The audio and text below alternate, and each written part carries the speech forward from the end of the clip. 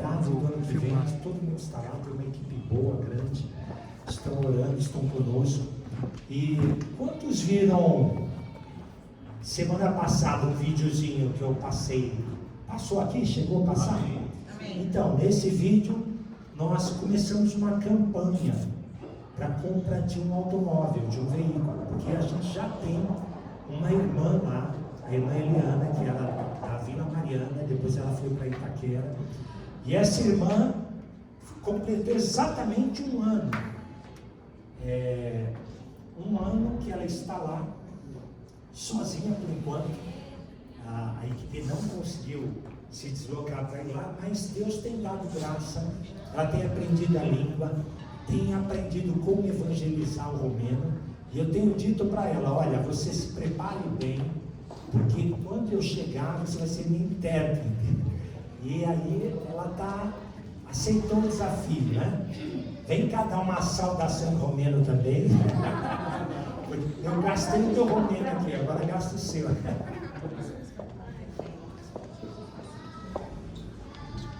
Boa noite, querido. Em romeno, na tribuna. Quer que gasta o romeno? Sunt foarte fericite pentru invitați a predicare aici. Nós estamos muito felizes por vocês terem nos convidado de pregar aqui hoje. Mas lamentando pela pastora. Temos pastores estarem doentes, né? Assim, de quarentena, é isso. Mas nós cremos que o Senhor nos leva em triunfo. E Deus dará a eles saúde completa, amém? Amém. E obrigada mais uma vez pelo convite. Então, se Deus te tocar no coração, o pastor Sérgio me falou que teve um irmão, não sei, irmã, que ofertou R$50 para a compra desse carro.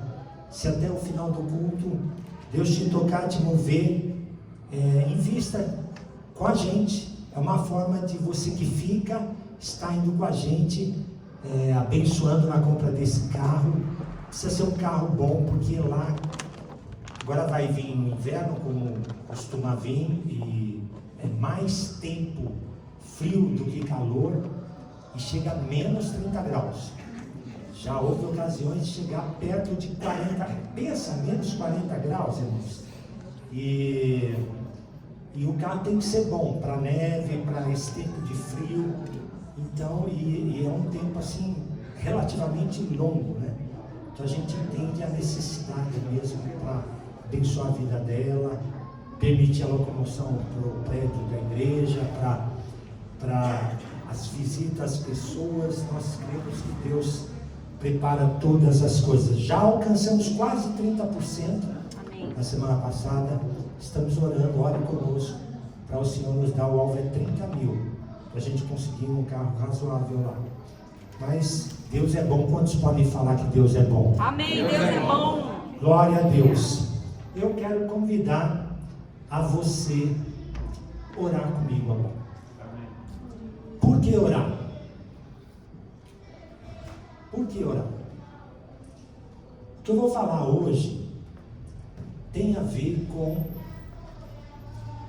3 capítulos que o Senhor assim está me mostrando, né? Eu nunca vi alguém pregar sobre isso, alguém escrever alguma coisa relativamente nova que eu estou aprofundando. Vai fazer parte de um dos capítulos do livro que eu estou escrevendo sobre o impacto da graça. E é interessante que antes de ele abordar esse assunto, qual assunto, pastor? O assunto de em que ou em quem, olha aqui para mim, em que ou em quem podemos nos gloriar. Em que você se gloria? Ou em quem você se gloria? Talvez algumas respostas já aparecem à sua mente, mas Paulo dedicou 3 capítulos inteiros para falar só desse assunto. Em quem podemos e devemos nos gloriar. E é um assunto tão importante, irmão, que eu não cheguei a contar até o final, mas dezenas de vezes fala da palavrinha gloriar-se. E ele abre o capítulo porque é um assunto que tocou na sua autoridade, tocou naquilo que Deus estava fazendo através da vida de Paulo. Alguns irmãos talvez estejam acompanhando o que está acontecendo com o nosso pastor presidente, com a videira em geral, no sentido de atacarem a autoridade, atacarem ao caráter, atacarem os feitos de uma autoridade. E foi o que aconteceu com Paulo, exatamente o que está acontecendo nos nossos dias hoje. E não é exatamente por isso que eu quero ministrar essa palavra, mas eu gostaria que você ficasse atento àquilo que Deus vai falar com você. Por isso precisamos orar. Por quê? Porque se nós não prepararmos um ambiente mental, espiritual da nossa alma para receber aquilo que Deus tem para falar para nós, nós saímos daqui do jeito que a gente entrou. Eu gostaria que você saísse daqui impactado, mudado, transformado. Por isso precisa orar. E ele fala disso exatamente no começo de um dos capítulos. Os capítulos que nós vamos estudar, passear, eu vou me deter bastante a palavra, porque ainda é nova para mim. Os capítulos estão em 2 Coríntios, a partir do capítulo 10, o 11 e o 12. E é interessante que no capítulo 10, versículos 4 e 5, ele explica por que nós devemos orar. Que é a resposta? Porque as armas da nossa milícia não são carnais. As armas da nossa briga, as armas da nossa guerra, da nossa milícia, não são carnais. Mas ele diz, e sim poderosas em Deus para destruir fortalezas. Sabe por quê? Que muitas vezes você não sai mudado? Depois de uma pregação, depois de um tempo de oração, depois de uma contemplação diante da face do Senhor, porque fortalezas te seguram, te prendem, mentiras, sofismas, estruturas de raciocínio errado. Por isso precisa orar, para que o poder de Deus possa quebrar essas fortalezas que impedem de nós nos parecermos com Jesus. Quantos querem ser parecidos com Jesus? Então temos que orar. Por quê? Porque a oração é esse ambiente para Deus vir fazer, para Deus tirar a mentira, para Deus remover a cegueira, para Deus abrir os seus ouvidos espirituais, fazer você enxergar corretamente, fazer com que você possa perceber o que o Senhor tem para você. O que o Senhor tem para você não são migalhas que caem da mesa, são verdadeiros banquetes que podem glorificar o Senhor. Não são gotas de graça, são oceanos de graça para a sua vida. Então não se contente com pouco do Senhor. Ele quer dar tanto dele, mas nós recebemos muitas vezes tão pouco. Por quê? Fortalezas espirituais, fortalezas mentais, fortalezas almáticas que impedem de nós escutarmos o Senhor, ouvirmos o Senhor, que impede de a gente perceber que o que o Senhor tem para nós é maravilhoso, é tão tremendo, é tão extraordinário, é tão sobrenatural, que vale a pena viver, vale a pena se gloriar. Em quem? Nele. E ele, no versículo 5 diz, você pode acompanhar? Olha aí, muito bem. E toda altivez que se levanta contra o conhecimento de Deus, levando cativo todo o pensamento à obediência de Cristo. Só que antes, ele engoliu aí, destruindo sofismas. Veja se está no anterior, destruindo sofismas. Aí anulando os sofismas. Sabe o que é isso? Exatamente isso que impede da gente ser transformado. Exatamente aquilo que faz com que nós continuamos os mesmos. os mesmos hábitos, os mesmos costumes, os mesmos erros. Crer erradamente, já falei isso aqui. Você lembra? Me acompanha aqui. Crer erradamente faz com que você pense erradamente, sinta erradamente, fale erradamente, enxergue erradamente, escuta erradamente, tudo errado. Por quê? Porque você crê erradamente. Porque tem mentira, tem sofisma, tem falácia, tem estrutura de raciocínio que impede você crer corretamente. Por isso precisamos orar. Olhe comigo então. Pai, nessa noite queremos ser todo ouvido. Amém, Senhor. Para te escutar. Fala conosco. Verdade. Precisamos ser transformados, ó Deus. E só o poder da tua palavra e do teu Espírito em nós é capaz disso. Portanto, Senhor, eis-nos aqui. Eis-nos, ó Deus, abertos para a tua ação, abertos para o teu mover, abertos, ó Deus, como terra boa, sedenta, ansiosa pela semente da vida, pela água que vai fazer desabrotar o poder da tua palavra. Ó Senhor, faz, ó Deus, com que esta terra possa produzir, através da semente da tua palavra, frutos que glorifiquem o teu nome. Amém. A 30, a 60 e a 100 por um, para que possamos, ó Deus, nos gloriar em você e somente em ti, em nome de Jesus. Amém. Amém. A base da nossa palavra está em 2 Coríntios 10, versículos 17 e 18. Acompanhe lá. Versículos 17 e 18 é a base da nossa palavra. Vamos ler em voz alta? 1, 2, 3 e já.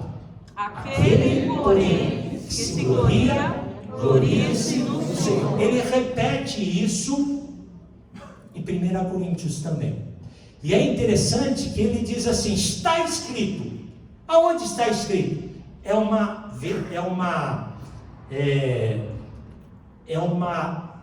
profecia que Jeremias, lá no capítulo 9, 25, ou pode pôr lá, 9, 23, 24, fala de em quem o povo de Israel precisava se gloriar. Por quê?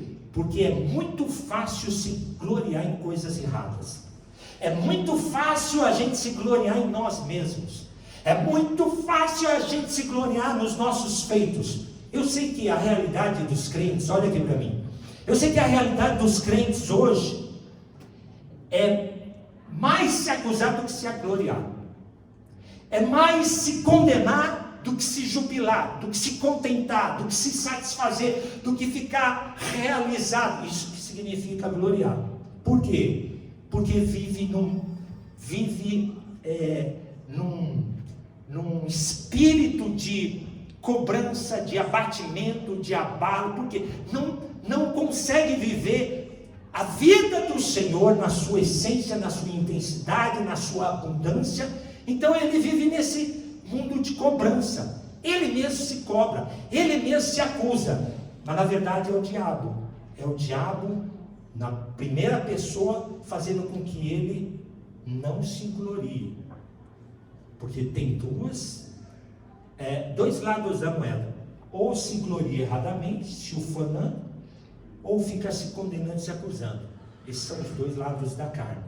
Mas existe um lado correto, do Espírito, para você se gloriar. E Jeremias fala: assim diz o Senhor, não se glorie o sábio na sua sabedoria, nem o forte na sua força, nem o rico nas suas riquezas. Continuando, quando acabar você já passa. Mas o que se gloriar, glorie-se nisto. Em quê? Em conhecer e saber que eu sou o Senhor e faço misericórdia, e faço juízo, e faço justiça. Quem vai dizendo amém aí? Amém. Porque destas coisas me agrado, diz o Senhor. Amém. Essa é a maneira correta de se gloriar. E o versículo 18, voltando lá para o capítulo 10 de 2 Coríntios, ele diz: porque não é aprovado quem a si mesmo se louva, não é aprovado quem a si mesmo se gloria, quem a si mesmo se jactancia, né, professor? É assim? vai lá. Ou se ufanar, né? Enfim, existe uma maneira de se gloriar.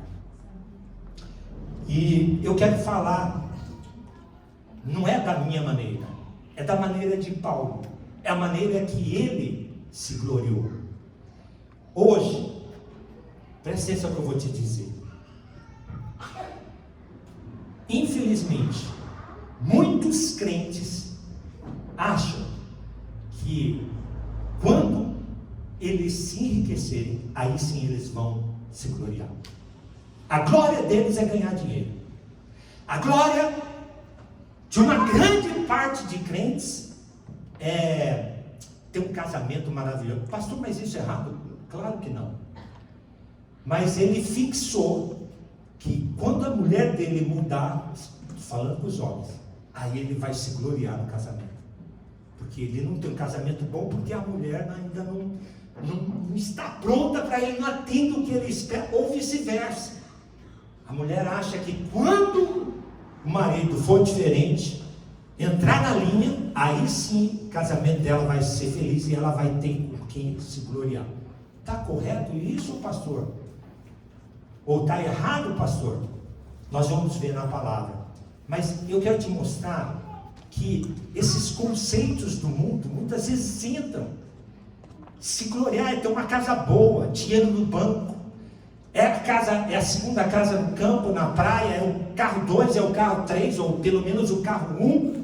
Se gloriar é ter filhos maravilhosos, filhos obedientes, aí sim eu vou me gloriar. É errado. Eu acho que ninguém pode tirar essa glória de nós, dos nossos filhos, que trazem muita alegria para nós. Já ministramos o seminário aqui, já falamos para vocês o tanto que eles nos alegram. Mas essa foi a glória de Paulo. Essa é a glória com que a gente deve se esmerar ou se gabar.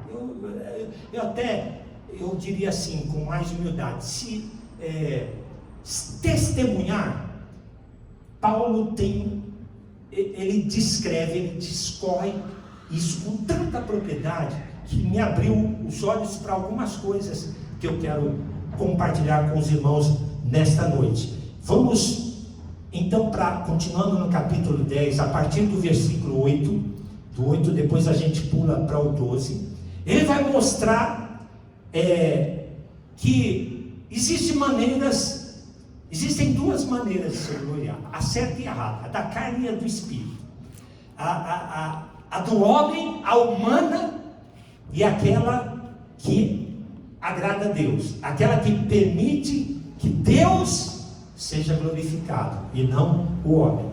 Então, e ele começa a explorar esse assunto. Por quê? Porque quando inferiu, quando atingiu a autoridade que não era dele, era Deus, era Jesus Cristo que tinha conferido a esse homem ser apóstolo, ele precisou se posicionar.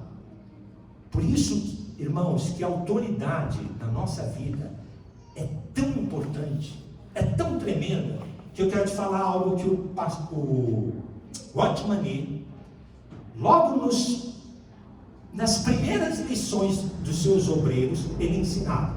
Ele diz que a primeira lição que um obreiro cristão, não é obreiro de igreja não, é obreiro de quem obra a obra de Cristo, é obreiro de quem se tornou discípulo de Cristo, amém? Amém. É aprender o princípio da autoridade e da submissão. Quando ele entende a importância da autoridade na vida dele, ele não questiona a autoridade, ele não muda de autoridade. Quem é aqui que trocou de pai ou de mãe, mas se troca de líder, de pastor, de igreja, de liderado, como se troca?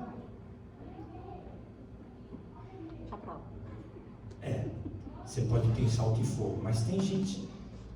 Quando estava num ambiente com um grupo de pessoas, e o irmão estava falando a história dele nas igrejas, e ele agora foi para uma igreja nova, e pelo que eu fui ouvindo, eu concluí, não vai ficar muito tempo nessa igreja, porque ele sempre vai ver defeito, ele sempre vai enxergar coisas que ele não concorda, e depois isso impede dele caminhar. Por quê? Está olhando para homem, está olhando para pessoas, não está olhando para quem Deus investiu. Por que Davi foi aprovado em relação a Saul, que era a autoridade sobre ele? Por que Davi guardava o seu coração em relação à autoridade de Saul? Porque não se toca na autoridade que Deus levantou. Agora, ela é perfeita? Claro que não. É tão homem quanto nós, erra tanto quanto nós. Mas se Deus que levantou, quem sou eu para questionar? Quem sou eu para duvidar? Quem sou eu para checar, para pôr em xeque como puseram a autoridade de Paulo? Então Paulo vai tratar sobre esse assunto.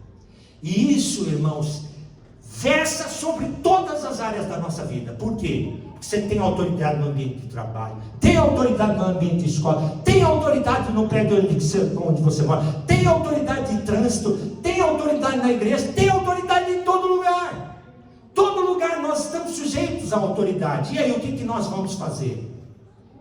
Depende do nosso coração, depende da maneira correta de crer, depende da maneira de você entender a palavra. Sem essas estruturas de raciocínio, precisam ser quebradas, destruídas, anuladas, canceladas. Para o quê? Para você viver bem a plenitude de um filho de Deus, contente, alegre, satisfeito, independente da esposa, do marido, dos filhos, do patrão, do pastor, do líder.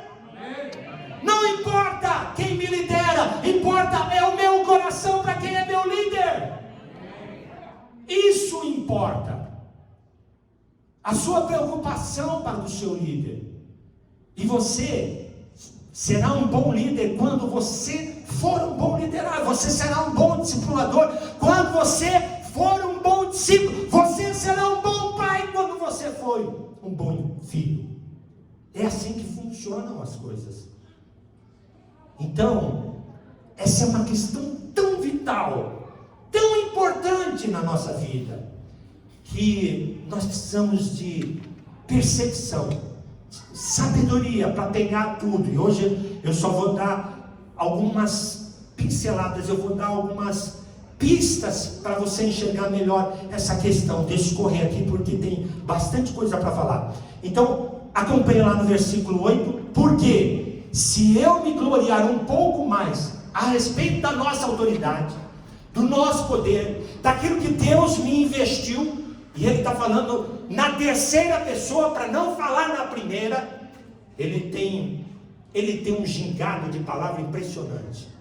Às vezes chega a satirizar, ironizar, mas sempre parafraseando, sempre colocando as questões para mostrar o princípio, tanto o errado como o certo, porque o princípio errado é que faz cair, o princípio certo faz levantar. E aí ele diz que ele pode se gloriar um pouco, a qual o Senhor nos conferiu, se gloriar na autoridade que Deus lhe deu, a qual o Senhor, para quê? A autoridade para edificar e não para destruir, para abençoar a sua vida. E na verdade toda a autoridade está para você nesse sentido. Mas se você não enxergar assim, você acha que a autoridade está para te perseguir, está para te fazer mal, e aí como é que você vai se relacionar com a autoridade? Nisso eu não me envergonharei. Aí vamos avançar lá no 13 ou no 12. Porque não ousamos classificar-nos ou comparar-nos com alguns que se louvam a si mesmos. Tem alguns que se gloriam a si mesmos. E aí ele começa a falar, essa é uma maneira errada de se gloriar. Achar que pelo seu feito, pelas suas obras, pelo seu posicionamento, tem glória de alguma coisa. Ele não ousava, ainda que nós vamos ver que ele fez isso. Mas você vai ver que pelo coração correto de Paulo, tinha um alvo, tinha uma intenção, tinha um objetivo, passar o verdadeiro ensinamento. De onde, em quem e em que nós podemos nos gloriar. E ele continua, medindo-se consigo mesmo e comparando-se consigo mesmo.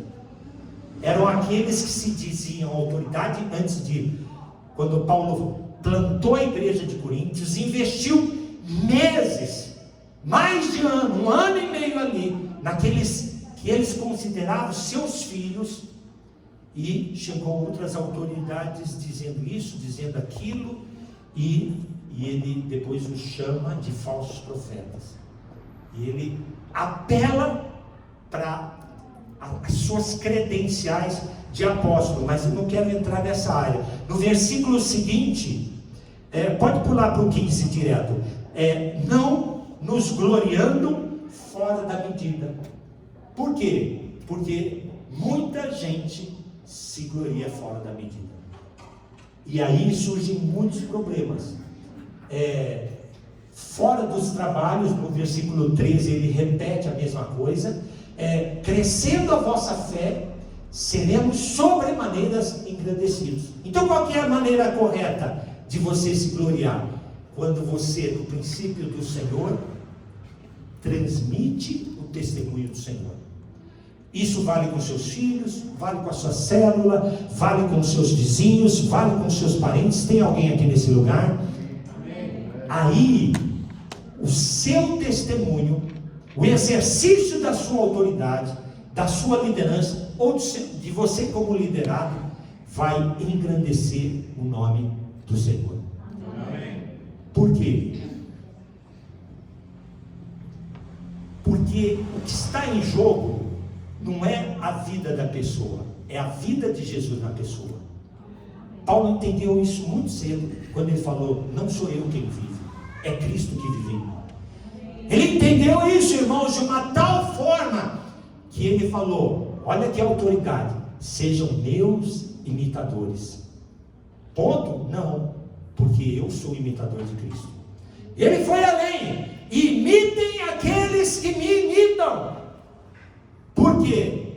Porque ele, como autoridade que era de Cristo, ele representava Cristo, e isso abençoava as pessoas, isso gerava Cristo nas pessoas, isso fazia com que fosse engrandecido. Agora, ia a glória para ele? Ia, mas como é que ele lidava com essa glória?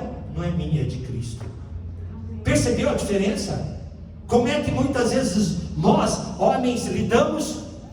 Ficamos todo cheio. Quando a gente percebe quando você faz um bem, quando você faz algo que foi muito difícil, tanto que isso lhe dá satisfação, isso é alma, isso é coisa da carne, irmãos. Quando você tira a glória de Cristo, quando foi feitio seu, pronto, Cristo não foi glorificado. Mas quando você entende que foi Ele que em você te deu capacidade de pregar, de falar, de testemunhar, de orar por uma pessoa e a pessoa ser curada, que glória que eu tenho, não sou nada, sou só um instrumento, eu só fui um canal de Deus, a glória é toda dele, Ele não divide a glória com ninguém. Oh Jesus, se você souber disso, como você vai viver mais protegido, como você vai viver mais sadiamente, mais alegre, mais contente. Por quê? Porque a glória não é minha, é dele, totalmente dele. A glória dos meus filhos serem o que são não é minha, é dele. A glória de eu estar na igreja há mais de 20 anos não é minha, é dele. A glória de eu ter, o pastor que eu tenho não é minha, é dele. A glória de eu ter tido, junto com a minha esposa, tantos discípulos, não é nossa, é dele. É dele, é somente dele. Mas Paulo não fica contente com isso. Paulo precisava transmitir algo para eles. Os coríntios eram tão carnais que, quando foi posto em xeque a autoridade de Paulo, começou a duvidar. Será que ele é nosso apóstolo mesmo? Será que ele tem gabarito, tem poder, tem reconhecimento? E a coisa andou. bem delicado mesmo essa situação. Nós não vamos nos aprofundar tanto, mas eu gostaria que você fosse comigo para o capítulo 11, versículo 18. Depois nós vamos voltar a alguns versículos. E ele diz, no capítulo 11, versículo 18, ele diz que, pois que muitos se gloriam segundo a carne. Se muitos se gloriam segundo a carne, eu também vou me gloriar. Pastor, faz sentido?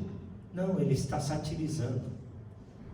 Ele está tentando tirar uma aqui com os coríntios, porque tem que abrir os olhos desses camaradas. E lá no versículo 16, volta 2 versículos antes, ele diz, outra vez digo, ninguém me considera insensato. Vocês me falaram isso, acha que eu estive aí com vocês como insensato? Todavia, se eu pensais, se acha que eu estive aí como insensato, recebei-me como tal. Olha ele ironizando, ele tentando ir no nível deles, né? Para que também eu me glorie um pouco. Se ser considerado como insensato, eu também posso tirar isso aí como uma glória para mim. Mas agora, a partir do versículo 21, irmãos, isso aqui é de uma profundidade que, assim, eu vou dispensar comentários, tá? Porque em cada trecho a gente poderia falar bastante coisa, mas como eu quero chegar até o final e isso vai desembocar em algo muito importante, eu gostaria que vocês entendessem qual que é a verdadeira glória de Paulo. Não é essa aqui que ele está sarcástico, né? Sendo sarcástico, né? Não é essa. Ele vai dizer, e já de maneira muito sincera, a partir do versículo 21, ele diz assim, ele começa assim, ingloriamente o confesso. A minha tradução, que eu acho que é a mais próxima à realidade, é envergonhado eu digo. Quando eu falo que eu posso me gloriar na carne, eu falo isso envergonhado.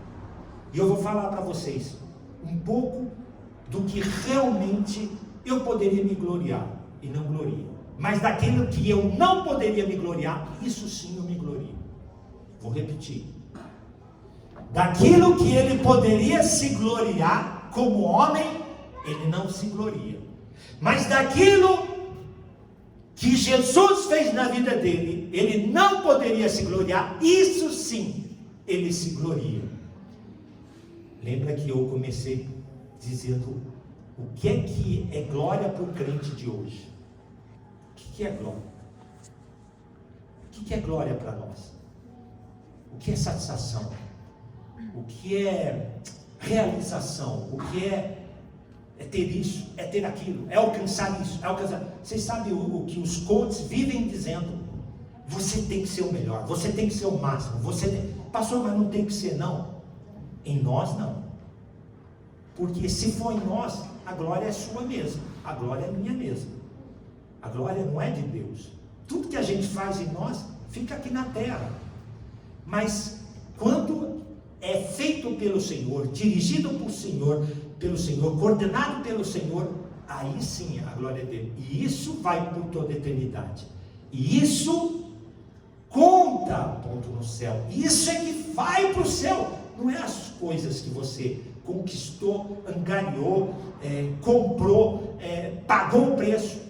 Aqui, se você se esforçou por algo aqui, mérito seu, como fazer uma faculdade, como conseguir um emprego. Mas se você entendeu que Deus, sem ter aquela capacidade, te deu um cargo, opa, aí já começa a mudar. Percebeu?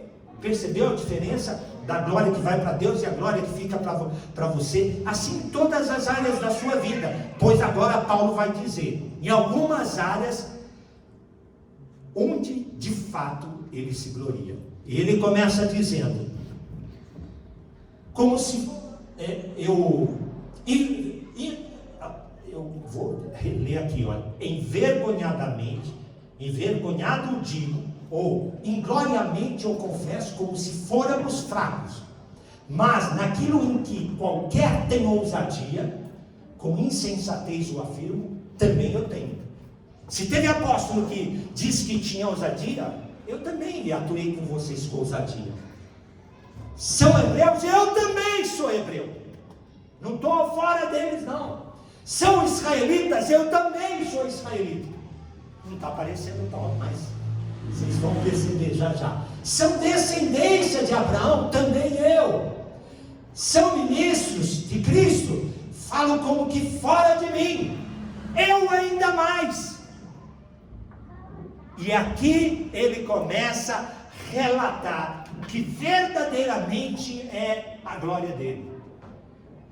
Coisa que você não ouve entre as igrejas. Não ouve ninguém dizendo que a glória minha, ou a glória de fulano, é o que ele começa a descrever. Aqui ele mostra aonde verdadeiramente devemos nos gloriar. Vai dar até, parece, um tom de masoquismo, um tom de gosto de sofrimento. Não, ele não está atrás disso, mas ele passa por essas coisas de maneira diferente. Ele passa com o Espírito de Cristo. Por isso Deus manifesta o seu poder. Aqui, irmãos, tem algo tão chave, tão tremendo, que eu gostaria de vocês perceberem, pegarem esse lampejo e entender que quando eu estou na base correta, eu passo por qualquer tribulação, qualquer dificuldade, dando glória a Deus, contente, sabendo que a força vem dele, não reclamando, não chateado, não questionando Deus, não duvidando, não deprimido, não angustiado.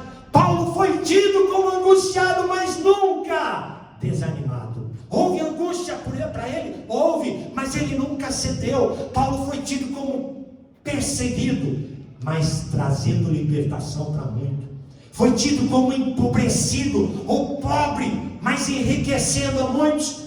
Foi tido como alguém que passou por muita necessidade, mas abundou na vida das pessoas. Quem está entendendo o que está acontecendo aqui? Paulo foi tido como judeu, para o quê? Para ganhar os judeus, pelo menos alguns judeus. Foi tido como um fraco, para quê? Para ganhar os fracos, ou alguns fracos para o Senhor. Foi tido como alguém que não era judeu, ou não fazia parte da lei, mas qual era o objetivo dele? Ganhar os que não eram da lei, ou seja, os que eram gentil. Percebeu que o objetivo não é ele? Toda vez que o objetivo é você, se instaura um conflito dentro de você, na sua alma, na sua cabeça. Por quê? Como é que Deus permite isso na minha vida?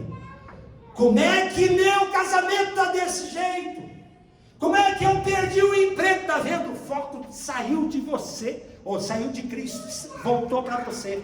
Você está preocupado com a sua glória, a sua reputação, a sua maneira de se ver. Você quer ver-se confortável. Essa é a razão. Eu quero me ver bem, seguro, confortável, tranquilo. Se eu sair dessa zona, tem alguma coisa errada. Senhor, eu vou para a igreja, eu dou dízimo, eu sigo as coisas direitinho, vou na cela e tal, não sei o quê.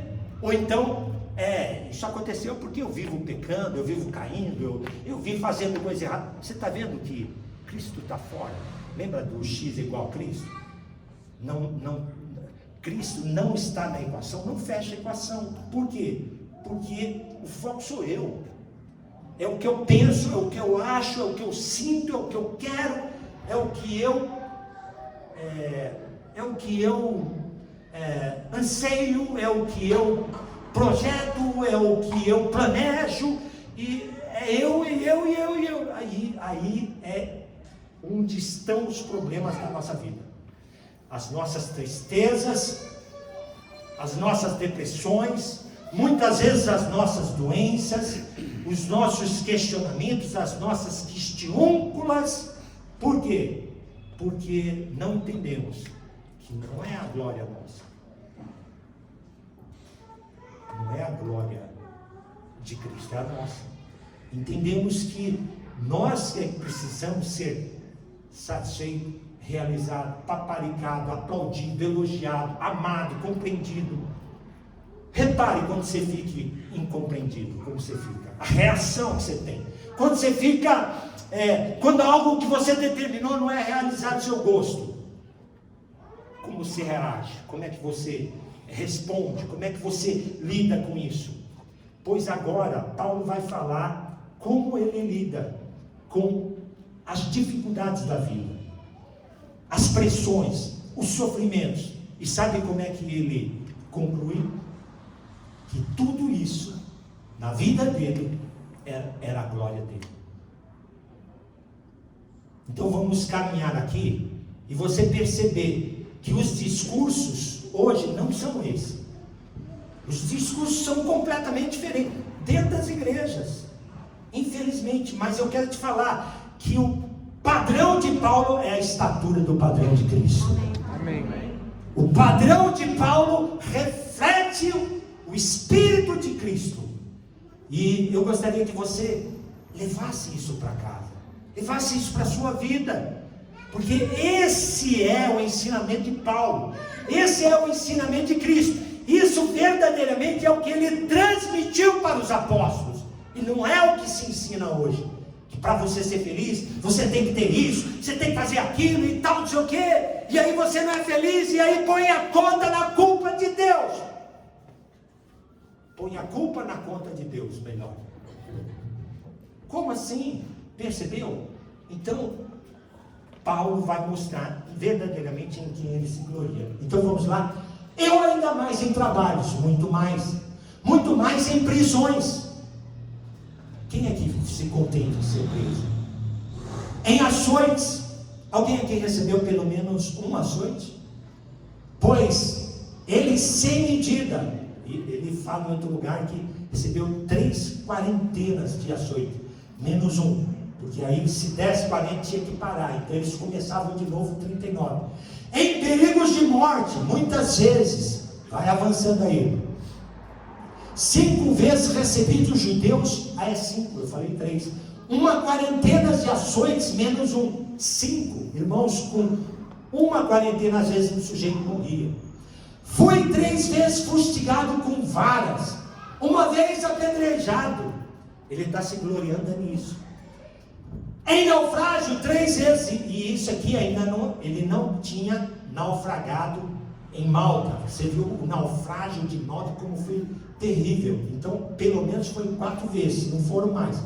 1 noite e 1 dia passou na voragem do mar, em jornadas muitas vezes, em perigos de rios, em perigos de salteadores, em perigos entre patrícios, em perigos entre gentios, em perigos na cidade, em perigos no deserto, em perigos no mar, em perigos...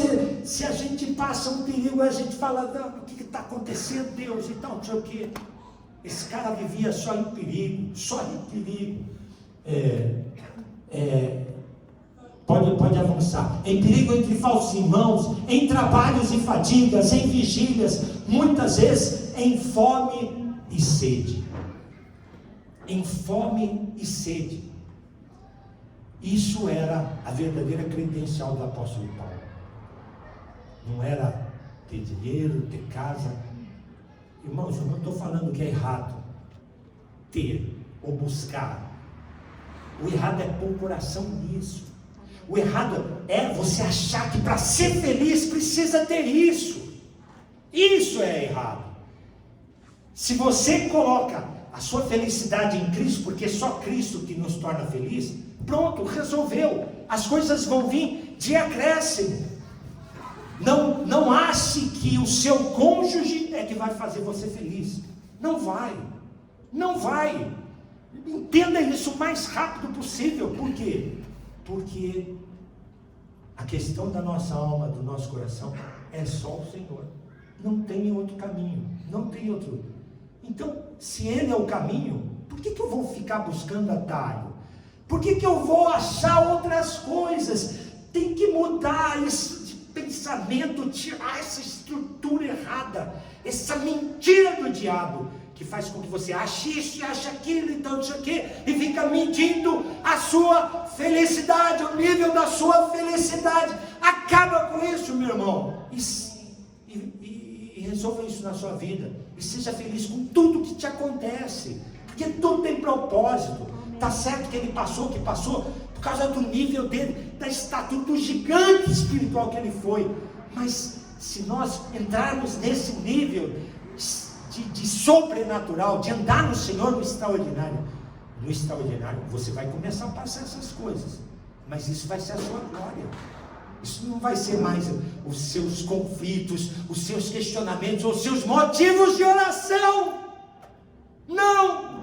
Vai mudar completamente, percebeu? É uma outra realidade, é um outro nível de vida. E ele continua em jejuns. E aqui não é um jejum de jejuar, não, mas é em jejum se talvez ter faltado comida mesmo, muitas vezes em frio e nudez, de não ter roupa, de passar frio. E ele continua, além das coisas exteriores, ao que pesa sobre mim diariamente, a preocupação com todas as igrejas. Quantas vezes o que pesa sobre nós é a preocupação conosco mesmo, é a preocupação com a nossa casa, é a preocupação com os nossos filhos, é a preocupação com o nosso casamento. Quando nós estamos detidos no nosso raio, circunscrito na nossa esfera de ação, não tem como Deus ampliar a sua esfera de ação.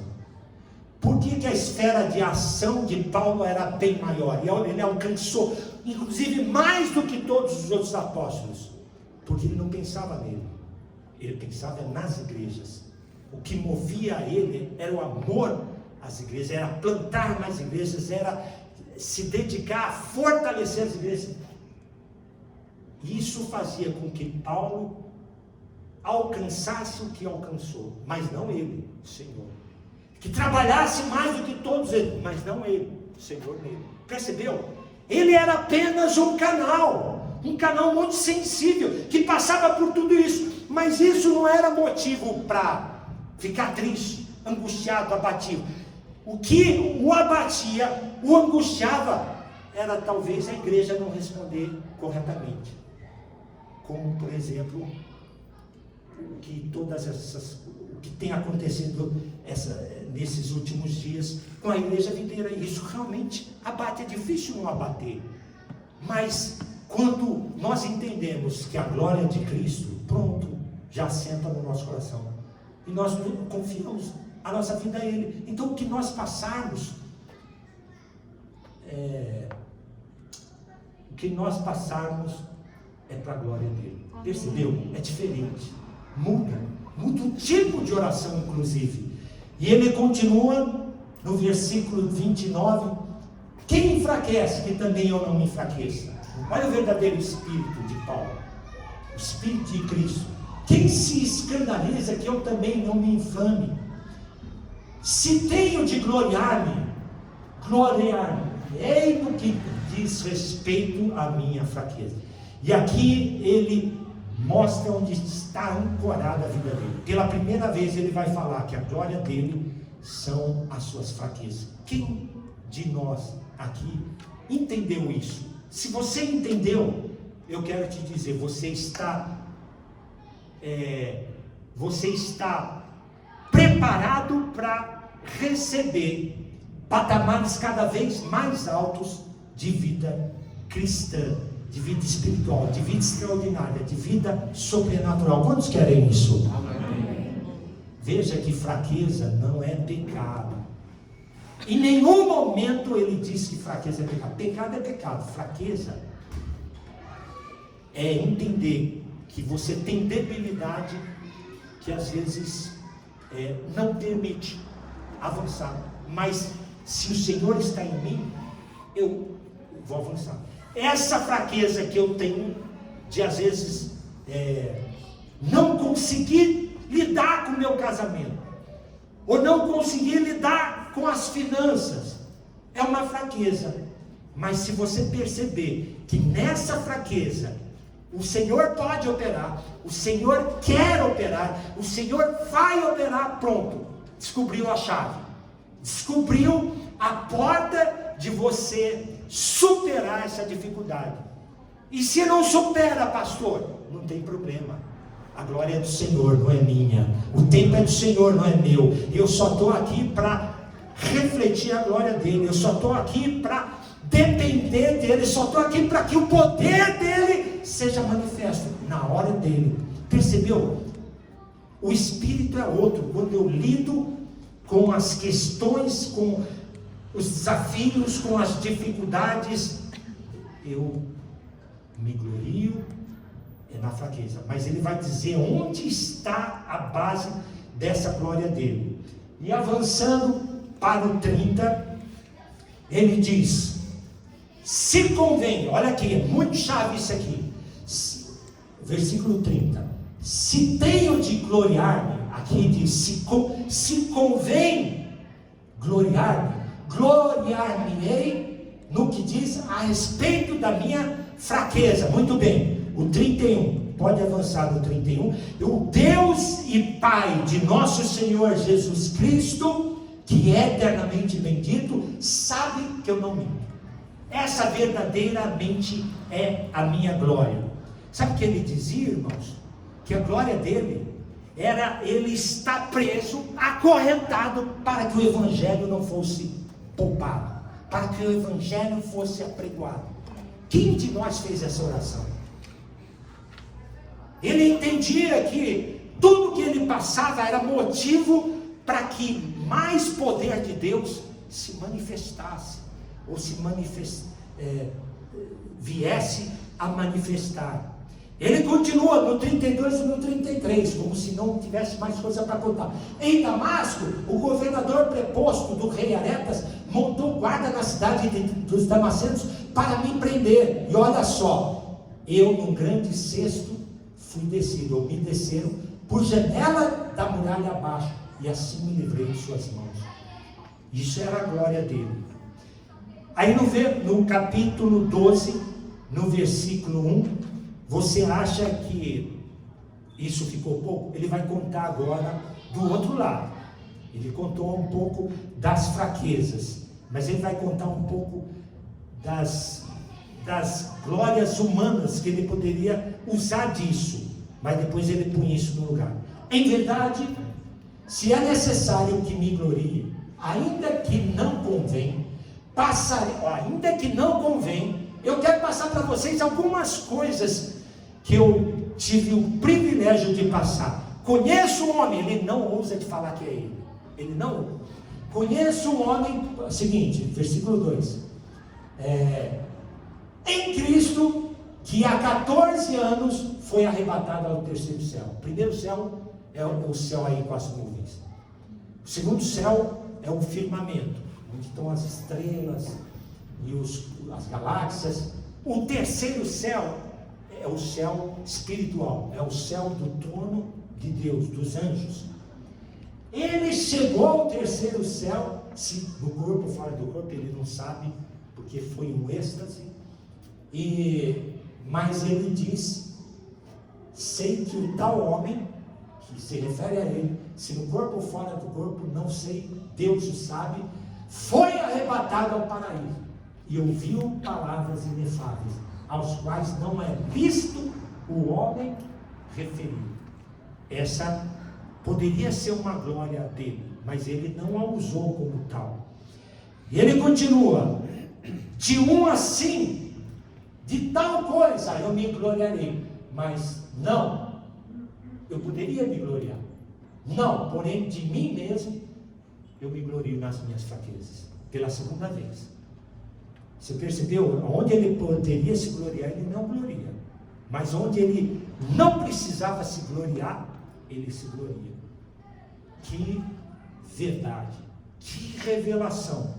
E avançando, porque versículo 6, pois se eu vier a gloriar-me, não serei nécio, não serei tolo, não serei insensato, porque direi a verdade, mas abstenho-me para que ninguém se preocupe comigo mais do que em mim vê ou em mim ouve. Percebeu a medida correta do seu valor, da sua identidade? Eu sou quem sou, em Cristo.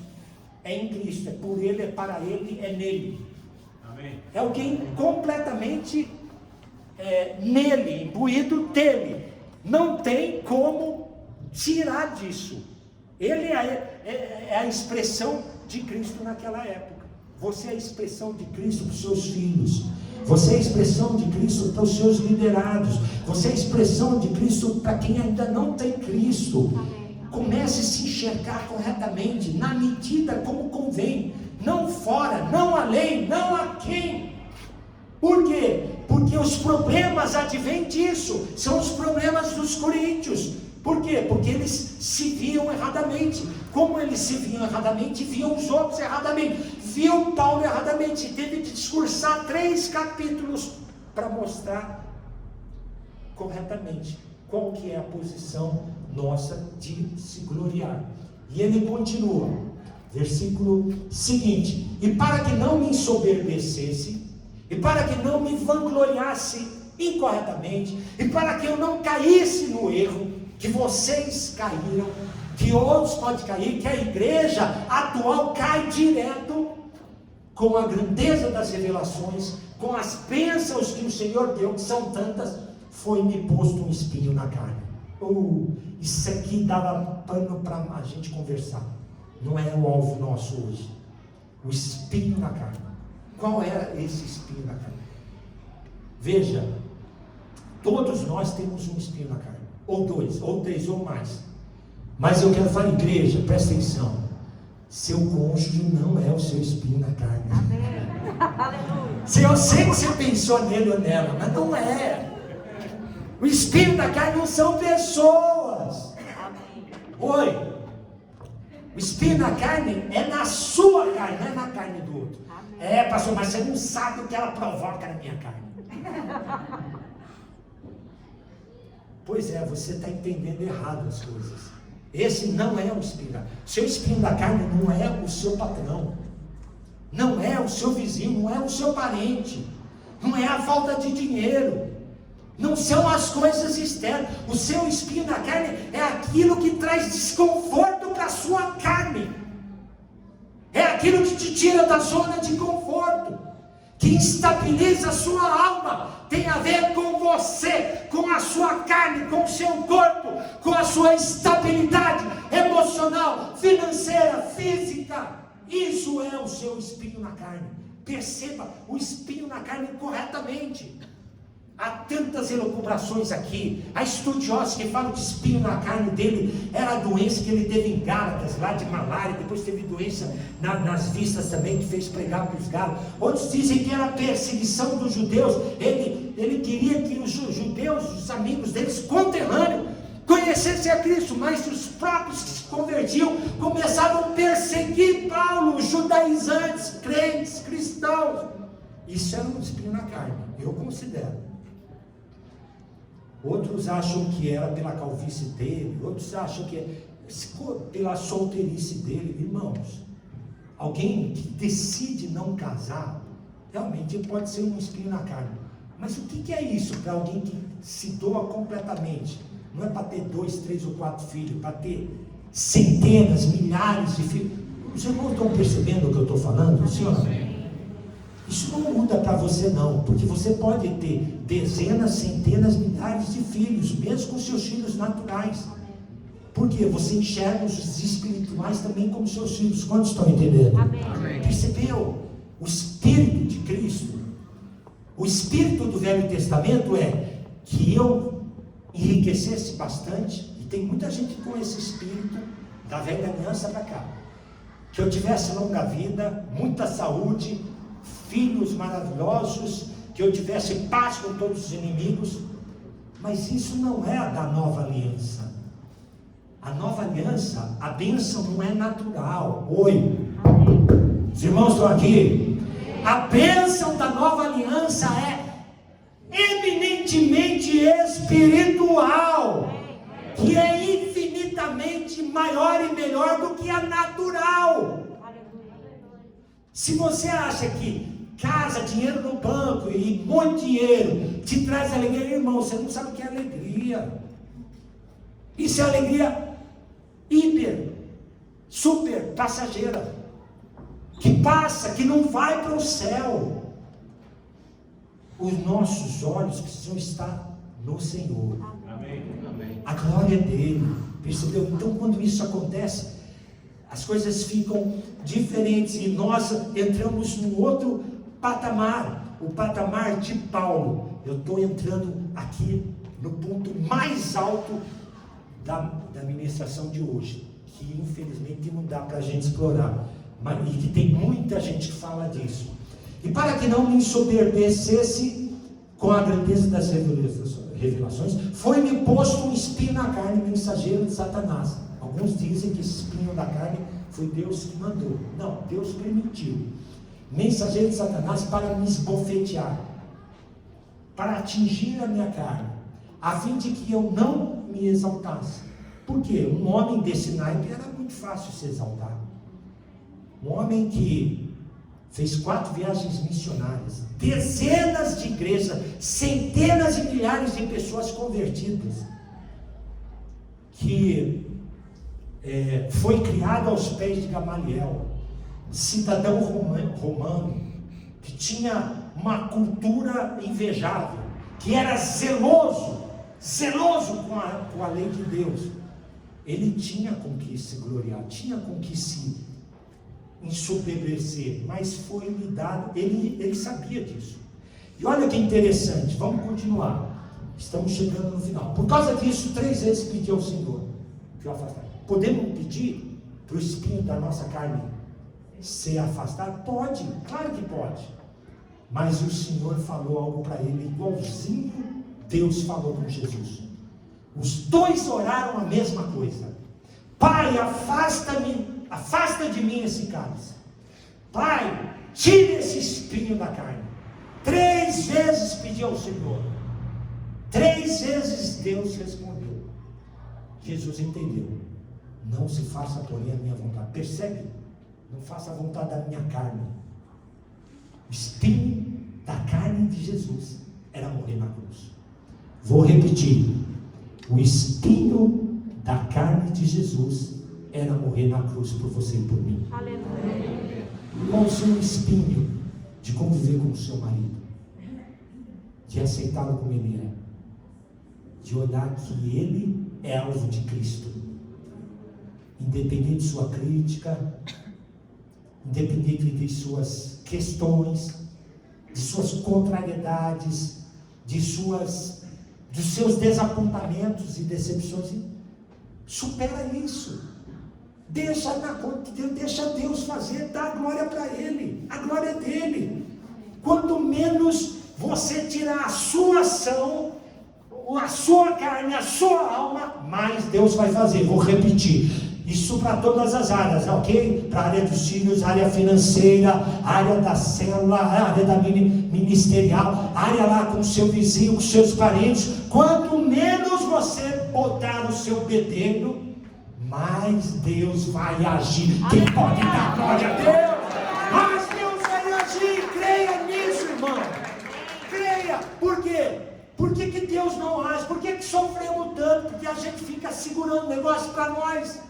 A gente acha que tem que ser assim, tem que ser assado, e tem que ser da nossa maneira. Não. Não é a minha maneira, não é a sua maneira, não é a nossa maneira. Sabe qual é a maneira? Próximo versículo. E disse-me: a minha graça te basta. A minha graça te basta. A minha graça. A equipe de louvor pode vir para cá. A minha graça. Você pode repetir comigo? A minha graça te basta. A minha graça te basta. A minha graça te basta. Começa a dizer isso para o seu vizinho. A minha graça te basta. Seja a boca de Deus na vida dele. Seja a boca de Deus na vida dela. Vai dizendo qual que é o seu problema. Diga o que Deus fala para você. A minha graça te basta. É o casamento. A minha graça te basta. São os seus filhos. A minha graça te basta. São os seus pais. A minha graça te basta. É a sua célula. A minha graça te basta. É a falta de dinheiro, de um emprego que ainda não chegou. A minha graça te basta. A maneira de você glorificar a Deus é entendendo: a minha graça te basta. Quando você entender que a graça do Senhor é para todas as coisas, não é só para salvação, não. é para transformação, é para fluir no Senhor, é para intimidade, é para superar a dificuldade. A graça é tudo. Quando você entender que a minha graça, tudo isso para desembocar aqui, irmãos. Quando é que nós não entendemos que a graça do Senhor basta? Dá para fazer uma musiquinha, minha graça te basta aí? A gente vai. Vamos só ficar nesse refrão para isso entrar mesmo em você. Eu não terminei não, mas vai ensaiando aí, vai ensaiando aí. É para fazer uma música nova. Só com esse refrão, a minha graça te basta aí. Vamos lá, solta os dons aí, irmãos. A minha graça te basta. Irmãos, isso é tudo. Saia daqui com isso dentro de você. A minha graça te basta. Tem alguma coisa que está trazendo tristeza? A minha graça te basta. Tem alguma coisa que está te abatendo, está te abalando? A minha graça te basta. O que é que está te abatendo? O que é que está te diminuindo, te humilhando? A minha graça te basta. O que está afetando seu corpo, sua alma, sua mente? A minha graça te basta. Isso é suficiente. Não precisa mais nada. Não precisa o seu cônjuge mudar. Não precisa se preocupar mais com o seu filho. Não precisa mais ficar mendicando. Deus, abre essa porta de emprego. A minha graça te basta. A minha graça te basta. A minha graça te basta. Muda, meu irmão, de patamar. Vai para a esfera de Paulo. A esfera espiritual. A esfera que te dá a possibilidade de enxergar o quê? A minha graça te basta. Por que Paulo se